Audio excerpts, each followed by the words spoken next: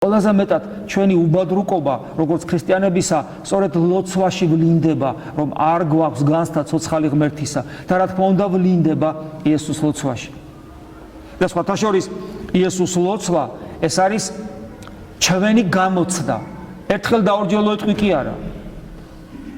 როცა ძალიან დიდხანს ამბობ.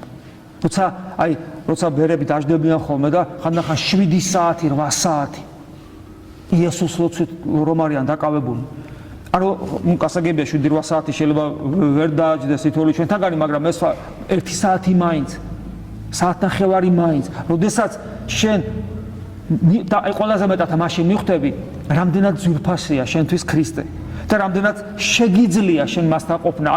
ხანგრძლივი იესოს ლოცვა არის ჩვენი გამოცდა, რამდენად გვიყვარს, რამდენად გვინდა და რამდენად შეგვიძლია მასთან მარადული ყოფობა. როცა აღმოაჩენ, რომ არათუ მარადული ყოფობა, არამედ ცოტა ხანი ყოფნაც კი გიჭირს იესოსთან, რომლის იესოს ლოცვის თითოეული სიტყვა და თვითონ ეს ორი სიტყვა იესო ქრისტე საოცარი ღვთაებრივი მადლით არის გამსჭვალული და პირდაპირ გულს ეხება.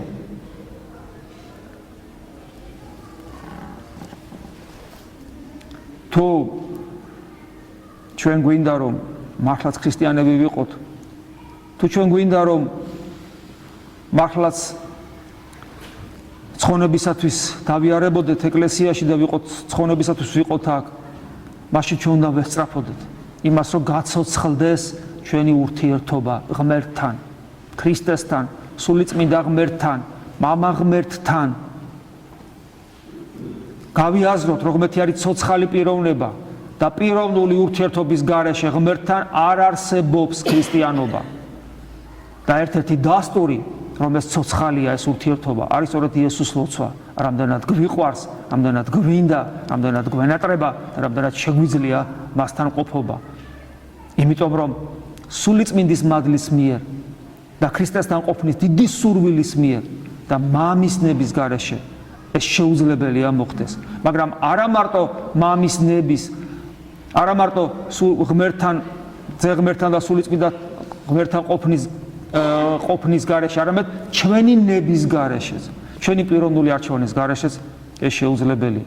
ღმერთმა მოგცეს გულმხურვალება სარწმუნოებრივი, ღმერთმა მოგცეს მაძიებელი სული და მაძიებელი გონება, ღმერთმა მოგცეს ერთგულება, თავგანწირული ერთგულება. და აი ამ მოცემულობით, აი ამ ნიჭით, რომელიც ღმერთმა მოგცეს და ეს ვითხოვეთ, ამ ყველაფერს შეუერთეს ჩვენი გულმხურვალე ვედრება, რომელიც დღესაც ამოგიკითხეთ და დღესაც ვიწყებთ ამ ლოცვას. მოვეთ და დაემკვიდრე ჩვენ შორის.